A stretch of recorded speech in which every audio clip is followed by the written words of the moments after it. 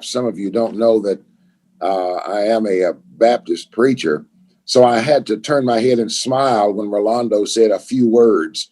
Now, you know that's not possible with a Baptist preacher. But good morning to everyone. I'm really delighted to be a part of what we're doing here this morning. There are so many things that are happening here in our city of Richmond that apply directly to what we're seeking from this gathering today. So let me just share some things with you, and I'll try to be respectful of the time that's been allotted for me. In behalf of the city of Richmond, certainly it's an honor to welcome and to know that that my counterparts, Mayor Fraley at Berea and Judge Taylor here for the county, will also be speaking. But let me thank you for having this time, and let me mention that I'm going to step out for a moment, even demonstrating the very reason why we're here this morning, step out to speak with someone. Let's see, the topic of small business and its impact on our communities is one that is certainly not to be ignored or underestimated, and certainly at a time like this. Let me mention some things that I got from our community development director. I get excited when I talk about economic development and the small business here in Richmond. I've tried to visit many of our businesses, especially during this time, just to give them a word of encouragement. But these are some of the things. You may be aware of most of them. First of all, this Mill District, the Mill District has been created in downtown Richmond. We did so in February to encourage new small business development in and around Main Street. If you've not seen our Millstone Park in downtown Richmond, it is, as a friend of mine says, sometimes a sight to behold. The history there is just magnificent. So if you get a chance, or if you just want to sit sometimes and do some pondering, it's a wonderful place to do that in downtown Richmond, a pocket park. Incentives have been developed pending approval to be provided by the city to new businesses or businesses who are looking to relocate to downtown Richmond. 285 new business licenses in 2020 thus far, including a barbershop in downtown Richmond on Main and 2nd, a flower shop in the Richmond Mall, and a solar panel sales business on Water Street. We cut the ribbon on those latter two businesses just a couple of Fridays ago. It's amazing to me how many people are willing to embark on a business venture, even with the times as they are. Perhaps they can see far enough into the future to know that in spite of the difficulties right now, there are some good things that will be available and that are coming down the road.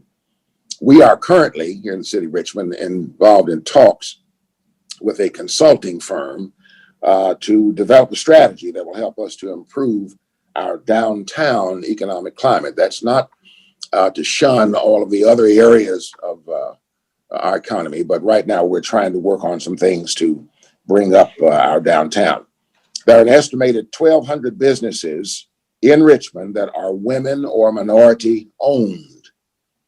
And any questions about small businesses in our town, issues or concerns or questions, can be directed to Tyler Johnson, who is our community development coordinator at City Hall. Now, let me mention a couple of other things. The amazing thing is that we here in Richmond are seeing such growth in our small business, and we're probably not the only ones in the area, but in startups and in expansions, in spite of the current atmosphere. I'm going to, as I said earlier, leave for just a moment to go to tour one of our larger businesses. This is not a small business necessarily, but we are in our Industrial Park South getting a tour today of their third plant in that park, their third plant. That excites me because they have enough faith in the economy of Richmond and what we can provide for them, that they can produce what they produce, that they have opened 3 plants in that industrial park. So I'm excited, in case you couldn't tell. The impact of the COVID-19 crisis is not yet fully known, but the evidence presented thus far causes me, and I'm sure everyone who's participating today some concern. I tell folks often, and let me go back to that Baptist preacher hat. I tell folks often that it is not that I don't trust God, and I have to say that, but I also always remind others around me that He does give us some good, what I call dog sense. And there's some things that we must approach with caution, even though we may think, that everything is okay. I also want to mention to you that while we're looking, Rolando, at the acronyms, the BGWIB, well, about 3 weeks ago, I was appointed by the governor to the KWIB, the Kentucky Workforce Innovation Board. What an honor. So let me, to all of you, just make myself once, and later this afternoon, I will be participating in the onboarding process, getting my orientation to the board. That's later this afternoon. So the things that I'm able to pick up there, I would want to share certainly with any of you who know more about this thing than I do, and know that there are some things perhaps we can share along the way. But I was quite honored when I received that call. Despite federal and state assistance, there's still concern for the ability of many of our businesses, of course, to survive. And we're trying to do what we can do here at City Hall for those businesses that may appear to be struggling just a bit and need a little help along the way. We encourage the people of Richmond, as we here at City Hall are going to make some changes in the next few days with the reporting of our workforce again. But we encourage, since we still give the paycheck, we encourage our employees to patronize our local businesses. They're getting their checks still, so we want them to share that with those other businesses who might be in a little bit of struggle. Finally, my hope today is that those individuals and businesses who participate will find some information and some encouragement that will help them in the days to come. And we sure do need that now. It is my hope also that what is imparted in this session today will be shared with others who are in this temporary struggle, we'll call it, for survival in this economy. I thank in advance those who shall present information and those who shall respond to our questions. Pray that all of us will have today a productive session. Thank you, Rolando.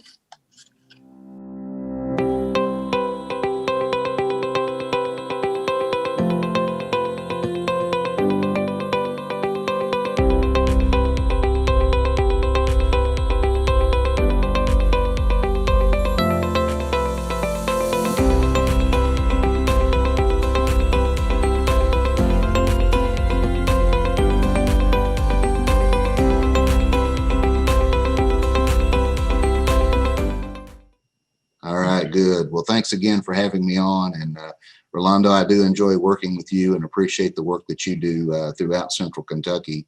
Rolando had asked me to speak a little bit on supporting small business. And I have often described small business as the backbone of any local economy. The reason I say that is because small businesses are usually people who live and work in the same town, and they're involved in the community. They create local wealth and they reinvest that local wealth in their community, and they're committed to seeing their community grow.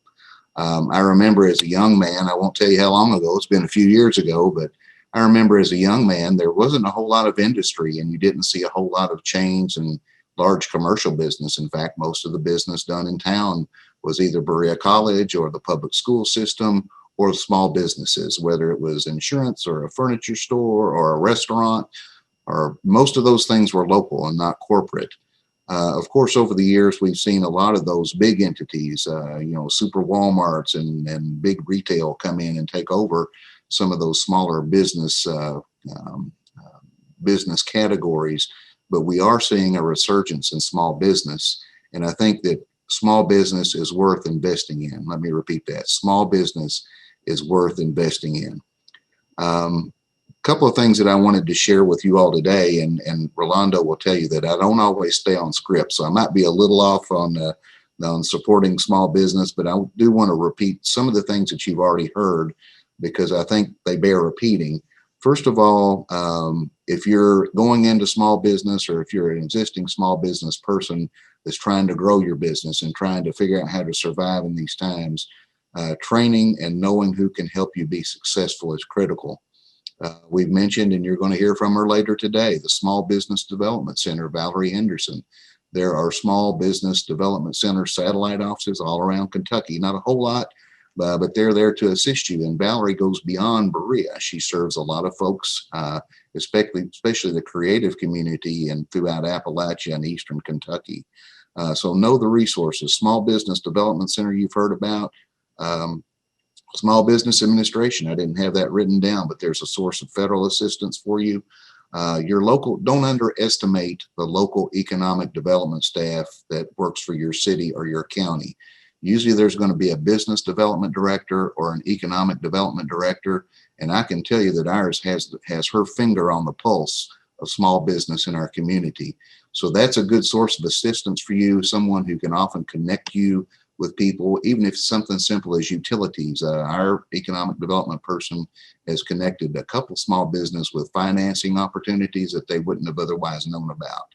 Also, other local organizations who support and assist small business.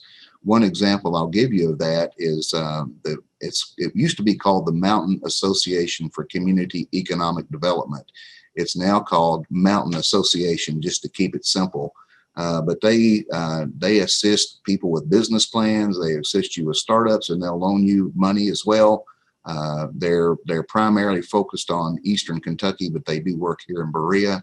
I know I can name at least a dozen small businesses around Berea that they've helped to get into business and they've consulted with to assist. So know some of those sources. The other thing that I will encourage you to do as small business people is to develop a peer network of small business people like you. We've heard about mentoring, but oftentimes the best mentoring is right in your own community.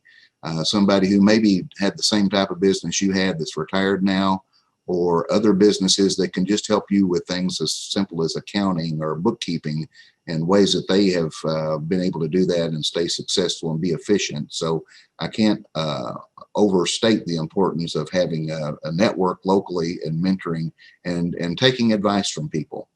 My dad was a mentor. He was a small business person. He had a furniture store for over 40 years, close to 50 years. And he was a mentor to many people, not just in the furniture business, but just on small business, customer relations, advertising, and how to make it in small business. The other thing is friendships. Through those mentoring opportunities, friendships that you're going to make with other small business people will often last a lifetime. They'll become lifelong friends. I've seen that. I don't have a brick and mortar small business, but I do have a rental business, and I have a small cow and calf operation. I like to farm. I still have that in my blood. So, you have to have business sense to do those, and those are small businesses. But through both of those networks, I've created lifelong friendships that you can never replace. It enriches your life, not just your pocketbook. Also, professional organizations such as the Chamber of Commerce. That's another good way to network, to find mentoring, and to find friendships and others who can help you make it in small business. I want you all to write this down. Anybody that's listening, this may be the most important thing that I tell you today. People notice you when you give back to your community. Let me repeat that. People notice you when you give back to your community. So I would encourage you to be involved in civic organizations such as Kiwanis, Rotary, Lions. There are many, I can't name them all, but organizations that give back to the community and are committed to making your community where you do business a better place for generations to come. School systems, support your local school systems, be a sponsor, be involved, because people with small kids, guess what? Those are your future customers. So being involved in your community will definitely get you noticed, and people will know about your business. In short, I would encapsulate that by saying, be a community person. Be a community person. Other thing I would encourage you to do as small business people, and for us that are professionals that try to help small business, Rolando, the folks from EKU, Valerie, small business administration folks. I don't have a way to do this, but something we all need to be thinking about is how do we encourage young people in middle school and high school ages to become an entrepreneur. You know, so often going back to when I was that age, it was always you do well in school, you go to college, you get a degree, and you go to work for somebody else. Well, I don't think we put enough emphasis on it's okay to go into business for yourself. That's a way you can create local wealth. That's a way that you can have the life that you want. That's the way you can create your own job. So at some point, I think that we collectively need to figure out a way to start changing that mentality that you got to go to college, get a 4-year degree, and go to work for somebody else, big company X or big company Y. Why not stay right in your community, be an entrepreneur, and give back and be a part of the growth of your community? So I would encourage all of you to think about that. Also with internships and career paths for entrepreneurship. That's something that is being done in Berea right now on a small scale. We have a new industry. Rolando's very familiar with some of our economic growth that we've experienced lately. But we have one company that's looking for a way to provide internships and a career path where students can go directly to work for them. I think we can do that same thing with students going directly into entrepreneurship that may support other large business that may be in your community and to provide services. Also, I'll kind of get back on topic now on supporting small businesses. What can we do? In Madison County, we have something that's very unique, and I will say it hasn't always been this way, and I can't take credit for it. It's really a whole lot of people coming together. Certainly Judge Taylor, who you'll hear from later today, he was the experienced guy when Mayor Blythe and I came in close to 2 years ago. And one of the things we committed to doing was working together and not working against each other, but to work together for the common good of the county and taking a broader approach rather than being parochial. But what we found that's led to, and what I'm seeing, is our business community, municipal government officials, civic groups, educational institutions, including EKU and Berea College and the public school systems, all working together to promote local business and to work together to develop economically. So if you're in a county, if you're in Madison County, continue to encourage that. If you're outside of Madison County, encourage those institutions, your business community, the chamber, municipal government officials, civic groups and organizations, educational institutions to work together for the betterment of your business community. Supporting small business, ask the public officials to support small business. Appointed officials such as our city administrator or a city manager like Rob Meinrich in Richmond, encourage them to be an advocate for local small business. Ask them to be an advocate for you. Your local media, your newspapers and your radio, don't underestimate the power of the media. Ask them to be an advocate and do public service announcements for small business, such as Small Business Saturday or any type of special event that may be happening, or an open house or a ribbon cutting for a new business. Don't be afraid to go out and ask the media and your public officials to be an advocate for small business. Finally, explore tourism and historic designations as an option to help your small business. We're in the process now of having a large part of Berea designated as a national historic district, business district. We've already seen investment. I just talked to one guy who's bought 2 buildings in the proposed historic district that's already fixing them up because he knows he'll get, I think, a 30% tax credit on any investment that he makes in those properties.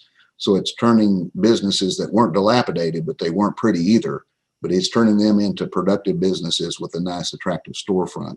And those are things that help the community and help create local wealth and jobs. And in tourism, look for ways that you can bring people into your town.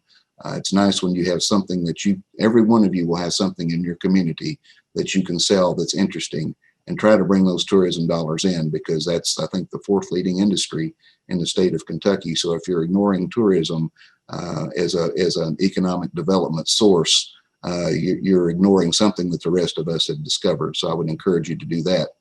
With that, Rolando, I think I'm 2 minutes over time, so I apologize for going a little bit over, but I hope that there were some things in there, some nuggets that you can use to help you be successful in your business and to help others be successful in your community. Thanks for giving me the opportunity to speak, Rolando.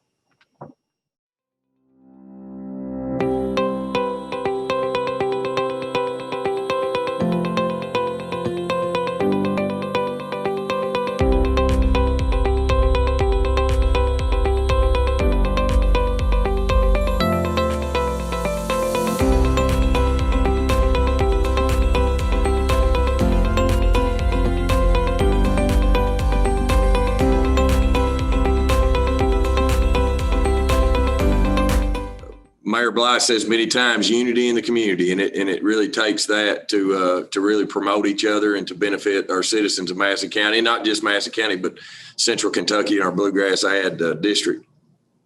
I do want to welcome everybody. Good afternoon. I'm sorry I missed this morning. We did have our Madison County Fiscal Court meeting this morning, and so I had to take care of that. So I appreciate Rolando giving me the opportunity to meet with each and every one of you today. I appreciate what each and every one of you all do for Central Kentucky, Madison County, to be specific. It is a place that I love, and it's really all I know. I see many familiar faces on here. Susan's husband goes back to the days of coaching me in Little League. So I'm not trying to tell Steve's age, but he coached me in Clark Moore's Middle School. So I have very fond memories of Steve, and her brother-in-law Clark and I were the same age growing up. So it's always good to see smiling faces. I do want to talk just a little bit about Madison County and just supporting our local businesses and new businesses. Madison County's really never been sort of in that economic development front in the past. And here recently, we just landed a really exciting industry in App Harvest. Not only are they going to be going in the county, but they're also going to be going in the city of Berea. And so we're very fortunate here to bring that opportunity and the number of jobs and the investment to Madison County, but to help Central Kentucky in jobs. And I want to focus a little bit just on our northern end as well. Just putting a plug in for the Boonesboro, northern Madison County area. A lot of times people don't count interchanges off or exits on an interstate. Well, that's one of the things that I do. Madison County actually has 7 different exits. And there's no other county from Ohio to the Tennessee line that has more exits than we do. And so we're fortunate to be able to draw business and commerce. And one of the holdups that we've had in Madison County at exit 95 is how congested that area has been over the last several years. And if anybody's been out there, we have done a transportation upgrade there, thanks to our transportation cabinet in fixing that. It is so much better if anybody's not been there. I mean, you could sit in long lines prior to that. And so we're really wanting and hoping that will interest some commerce. We do have a growing population out there. The number of homes, the number of people that have moved into northern Madison County has been remarkable over the last several years or the last decade. And so we're really hoping that we can bring some commerce and business to that area for our citizens in that area. I feel like so many times, a lot of our residents out there, end up doing business in Lexington or Fayette County, and there's nothing wrong with that whatsoever. But there is opportunity for us on the northern end that would allow us to provide services to those residents and to people of that part of the county. So just throwing that plug in there to hope that there's opportunity that our businesses that we already have established that want to expand and to maybe move in that direction. We would love to have those kind of conversations and also not taking anything away from our cities whatsoever, but wanting to expand for those opportunities. I want to thank our Mayor Blythe, Mayor Fraley of Richmond and Berea. Man, what a wonderful relationship we have. And we do so many things together to help each other when it comes to growth and business. We're proud of each other when either of us land because it benefits us all. If a job opportunities come to the city of Richmond or city of Berea, there's indirect effects to the county. People might want to reside out in the county instead of residing in the city. And so us all working together is awesome. And it's very refreshing from some of the stories that I've heard from the past. So, Rolando, I appreciate everything you do for Madison County. And if you don't mind, will you tell everybody where you live? I live in Richmond, Kentucky. And what county is that in? Madison. Madison County. Yep, that's a little play out of Aubrey Gritton's playbook right there. So anytime that we can show people that are from Madison County, I love to do it. So appreciate you, Rolando.